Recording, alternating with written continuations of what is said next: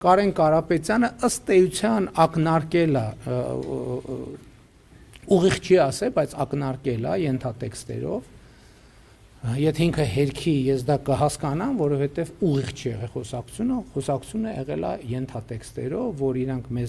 ինձ ազատեն, մեզ ազատեն եւ հեղափոխությունը, այսպես ասած, հեղափոխությունը դուրս գա օրակարգից եւ մենք ինչ որ ձևով Կարեն Կարապետյանը պատրաստակամություն է հայտնել, որ ինքը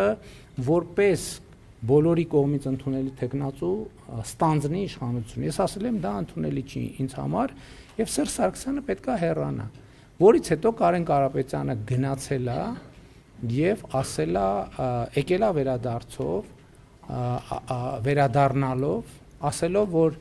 Սերժ Սարգսյանը պատրաստ է հրաժարական տալ, բայց առաջարկում է, որ դա տեղի ունենա ֆրանկոֆոնիայի գագաթաժողովից հետո։ Ինքը ֆրանկոֆոնիայի գագաթաժողովը ընդունի, որից հետո հրաժարական տա։ Ես ասել եմ դա անընդունելի է, ես չեմ ընդունի այդ տարբերակը,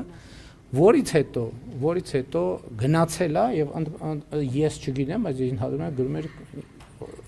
խոսում էր ինչ որ մեկի հետ, չգիտեմ ում հետ էր խոսում, որից հետո վերադարձել է եւ ասել է, որ Սերժ Սարգսյանը պատրաստ է հրաժարական տալ հունիսին։ Ես ասել եմ դա ընդունելի տարբերակ չի եւ Սերժ Սարգսյանը պետք է հրաժարական տա այսօր, վաղը, մաքսիմալ մյուս օրը։